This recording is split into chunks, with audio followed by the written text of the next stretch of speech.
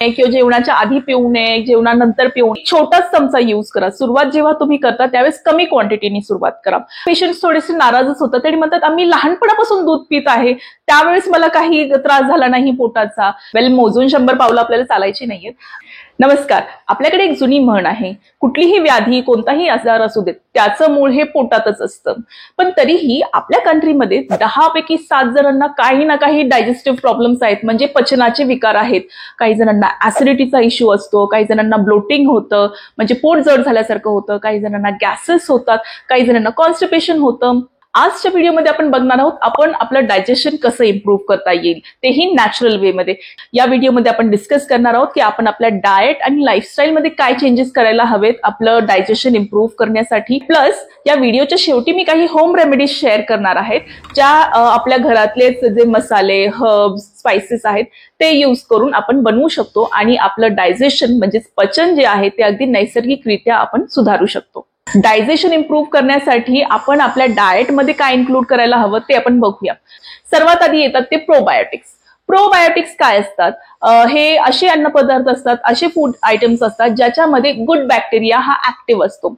याचं जर एक्झाम्पल द्यायचं झालं तर जे फर्मेंटेड फूड प्रॉडक्ट्स असतात म्हणजे जे आंबवलेले पदार्थ असतात त्याच्यामध्ये हे प्रोबायोटिक्स भरपूर असतात. एक्झाम्पल जर दिलं आपण तर दही म्हणजे कर्ड, इडली, डोसा हे जे आहेत ते फर्मेंटेड पिठापासून बनवले जातात, आंबवलेल्या पिठापासून बनवले जातात. देन पिकल्स म्हणजे जे वेगवेगळे लोणच्याचे प्रकार आहेत त्याच्यामध्ये प्रोबायोटिक्स असतात. देन ढोकळा जो एकदम ट्रॅडिशनल पद्धतीने पीठ आंबवून जो ढोकळा बनवला जातो तोही या प्रोबायोटिक्स कॅटेगरीमध्ये येतो. सो हे जे प्रोबायोटिक फूड्स आहेत ते तुम्ही रेग्युलरली नियमितपणे तुमच्या आहारामध्ये घ्यायला हवेत. यानंतर येतात प्रीबायोटिक्स. आता प्रीबायोटिक्सचं जर आपण एक्झाम्पल द्यायचं झालं तर होल ग्रेन्स म्हणजे जे सालीसहित धान्य असतात ते, बनानास याच्यामध्ये प्रीबायोटिक्स असतात. Green vegetables, onions, garlic, soybean या सर्व गोष्टींमध्ये प्रीबायोटिक्स असतात. प्रोबायोटिक्स आणि प्रीबायोटिक्स हे जे अन्नपदार्थ असतात ते आपलं डायजेशन इम्प्रूव्ह तर करतातच, प्लस जे डायजेस्टेड फूड असतं, पचलेलं अन्न असतं त्याच्यामधून जे न्यूट्रिएंट्स आहेत, पोषक तत्व आहेत ते शोषून घेण्यामध्ये हेल्प करतात. यासोबतच तुम्ही आहारात समाविष्ट केलं पाहिजे ते म्हणजे फायबर म्हणजे तंतुमय पदार्थ. आता फायबर काय करतं? फायबर आपलं डायजेशनची जी प्रोसेस आहे ती फासन करतं म्हणजे स्पीड अप करतं. आपलं डायजेशन जे आहे ते गतीने होऊ लागतं आणि जे काही आपल्या डायजेशन नंतर वेस्ट प्रॉडक्ट आहे किंवा जो काही मल आहे तो आपल्या शरीराबाहेर फेकण्यामध्ये हेल्प करतं.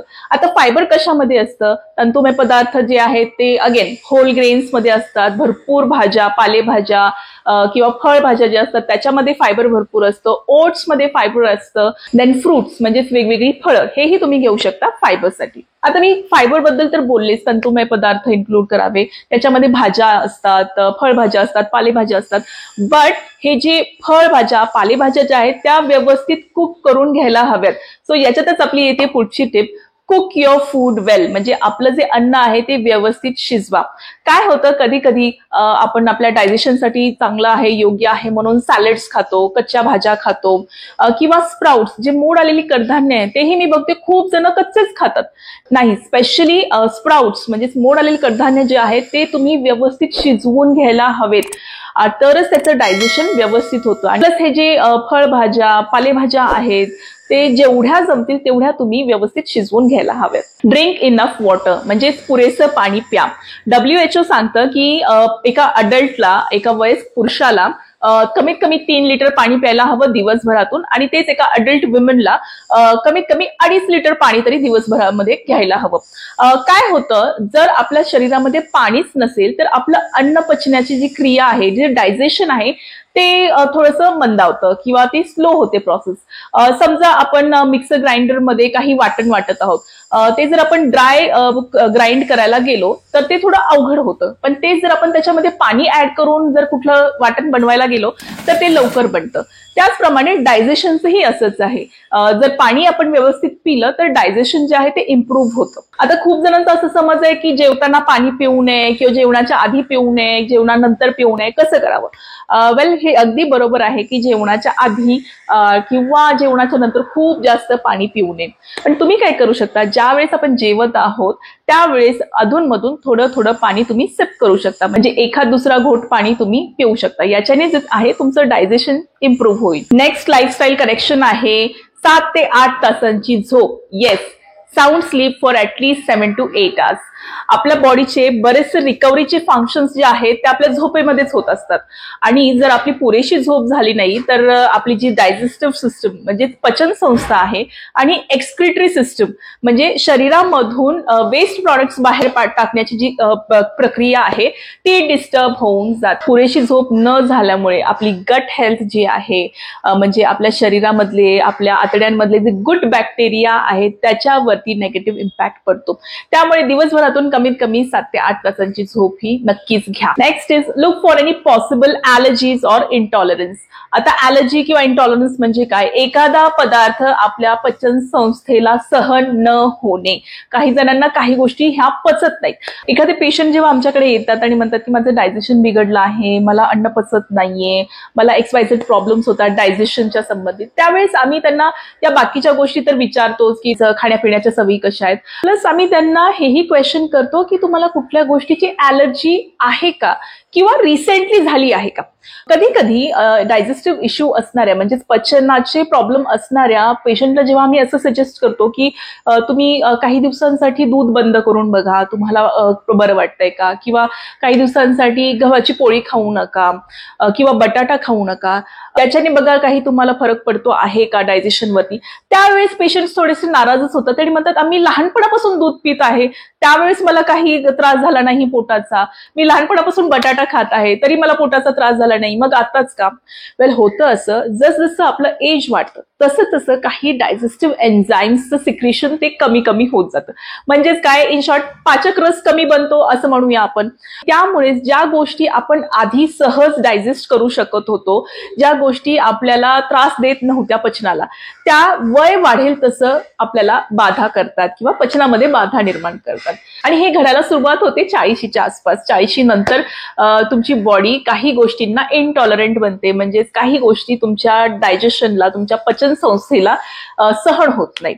मग तुम्ही हेही बघू शकता की तुम्हाला दुधाचा त्रास होत आहे का, किंवा गव्हाची पोळी खाल्ल्याने त्रास होतोय का, मैद्याने ब्रेड खाल्ल्याने वगैरे खूप जणांना त्रास होतात, किंवा स्टार्ची व्हेजिटेबल्स जे आहेत म्हणजे बटाटा किंवा कॉर्न म्हणजे त्याला मका म्हणतात, हे एकदा तपासून बघा की हे पदार्थ खाल्ल्यामुळे तुमच्या पचनावरती काही इफेक्ट होतोय का. आणि शेवटचा चेंज जो आपल्याला करायचा आहे तो म्हणजे पोस्ट मील वॉक म्हणजेच शतपावली. आपल्या ओल्ड विजडम मध्ये, आपल्या पुरातन विद्येमध्ये हे मेन्शनच आहे की प्रत्येकाने शतपावली करावी जेवणानंतर. दुपारचं जेवण, रात्रीचं जेवण याच्यानंतर शतपावली करावी. शतपावली म्हणजे काय, 100 पावलं चालावे. वेल, मोजून 100 पावलं आपल्याला चालायची नाहीयेत, थोडंसं डिस्टन्स जे आहे ते चालावं. जेवल्यानंतर बसून राहून नाही. येस, सो जेवणानंतर एक अर्धा तासानंतर तुम्ही 10 ते 15 मिनिटाची शतपावली करू शकता. शतपावली आपल्याला खूप फास्ट करायची नाहीये, वेगाने करायची नाही, संत गतीने चालायचं आहे. आता येऊयात होम रेमेडीज कडे. आपल्या किचन मध्येच असे काही स्पाइसेस, हर्ब्स, मसाले असतात जे यूज केल्याने आपली पचन संस्था, आपलं जे डायजेशन आहे ते इम्प्रूव्ह होईल. बऱ्याचशा गृहिणींना हे माहीत असतं, होम मेकर्सना माहीत असतं, बट ते यूज कसं करायचं ते बघूया. माझ्याकडे असे काही पेशंट्स येतात जे म्हणतात की मला एरवी बरं वाटतं, बट दुपारच्या जेवणानंतर मला ब्लोटिंग होतं, माझं पोट फुगतं किंवा गॅसेस झाल्यासारखं वाटतं, आणि त्यानंतर पूर्ण संध्याकाळ माझं पोट जड राहतं. तर अशा व्यक्तीने काय करावं, जिऱ्याचं पाणी घ्यावं. आता हे कसं बनवायचं, 1 छोटा चमचा जिरे 1 ग्लास भरून पाण्यामध्ये रात्री भिजवून ठेवायचे. तर सकाळी उठल्यावरती ते ग्लास भरून पाणी उकळायचं. ते एवढ्या वेळ बॉईल करायचं की ते उकळून उकळून अर्ध राहिलं पाहिजे. सो ह्या 1 ग्लासभर पाण्याचा अर्धा ग्लास पाणी होतं. हे डिकॉक्शन तयार होतं, एक प्रकारचा काढा तयार होतो, आणि ते गाळून तुम्ही पिऊ शकता. जर तुम्हाला दुपारी ब्लोटिंग होत असेल, दुपारच्या जेवणानंतर त्रास होत असेल, तर तुम्ही काय करू शकता, दुपारच्या जेवणानंतर एक अर्ध्या पाऊण तासानंतर हा काढा घेऊ शकता, किंवा रात्री झोपण्याच्या आधीही घेऊ शकता. आणि जर पॉसिबल असेलच तर सकाळी उठल्या उठल्याही तुम्ही उपाशी पोटी हा काढा घेऊ शकता. अशाच प्रकारे आणखीन एक मसाल्याचा पदार्थ आहे तो म्हणजे ओवा, कॅरम सीड्स ज्याला म्हणतात, अजवायन. बऱ्याचशा गृहिणींना हे माहितीये की बेसनाचा एखादा पदार्थ असेल किंवा चण्याचा एखादा पदार्थ असेल, तो पोटाला जड असतो, तर त्याच्यामध्ये आपण ओवा ऍड करतो. सो या ओव्याचं पाणीही आपण घेऊ शकतो. जसं आपण आता जिऱ्याचं पाणी बनवायची प्रोसेस पाहिली, तसंच रात्री तुम्हाला 1 छोटा चमचा ओवा 1 ग्लासभर पाण्यामध्ये भिजत घालायचे आहेत. 1 छोटाच चमचा यूज करा. सुरुवात जेव्हा तुम्ही करता त्यावेळेस कमी क्वांटिटीने सुरुवात करा. अगदी 1 छोटा चमचा ओवा जो आहे तो तुम्हाला रात्रभर पाण्यामध्ये भिजत ठेवायचा आहे, आणि दुसऱ्या दिवशी हे पाणी उकळून त्याचं डिकॉक्शन बनवून त्याचा काढा बनवून प्यायचा आहे. याच्याने पण तुमचं ब्लोटिंग, गॅसेस हे प्रॉब्लेम्स कमी होतील. सिमिलरली सॉफ्ट म्हणजे बडीशेप ही कुलंट आहे आणि त्यातल्या त्यात डायजेशन मध्ये पण हेल्प करते. जेवणानंतर आपण बडीशेप तर खातोच मुखवास म्हणून, बट एरवी ही तुम्ही बडीशेपचं पाणी पिऊ शकता. खूप जण काय करतात, बॉटलमध्ये बडीशेप ऍड करून ठेवतात, मिक्स करून ठेवतात आणि थोड्या वेळाने ते पाणी प्यायला सुरुवात करतात. असं दिवसभर थोडं थोडं पाणी ते पित राहतात. याच्याने काय होतं, अगेन डायजेशन जे आहे ते तुमचं इम्प्रूव्ह राहतं आणि ब्लोटिंग होत नाही. खूप जणांचं काय होतं, विनाकारण पोट फुगलेलं राहतं. सो ह्याला ब्लोटिंग म्हणतात. सो ब्लोटिंग मध्ये क्युमिन सीड्स म्हणजे जिरे, अजवाईन म्हणजेच कॅरम सीड्स, ओवा आणि बडीशेप हे खूप हेल्पफुल ठरतात. नेक्स्ट डायजेस्टिव्ह इन्ग्रेडियंट म्हणजेच पाचक जो पदार्थ आहे तो आहे मिंट म्हणजेच पुदिना. पुदिना आपल्या डेली लाईफमध्ये इन्कॉर्पोरेट करायला खूप इझी आहे. तुम्ही काय करू शकता, पुदिन्याची चटणी बनवून ठेवू शकता. पुदिना, कोथिंबीर, थोडासा लसूण आणि लिंबू हे ऍड करून त्याची चटणी छान बनवून ठेवू शकता आणि ही चटणी फ्रीजमध्ये एक 7 ते 8 दिवस अगदी आरामात टिकते. आणि या चटणीला काही वेगळं घेण्याची गरज नाही, जेवणामध्येच तुम्ही ही चटणी तुमची घेऊ शकता. सो हा होता आजचा video, how to improve digestion naturally. आपली पचन संस्था, पाचन हे नैसर्गिकरित्या कसं इम्प्रूव्ह करावं. तुम्हाला व्हिडिओ कसा वाटला मला नक्की कमेंट सेक्शन मध्ये सांगा.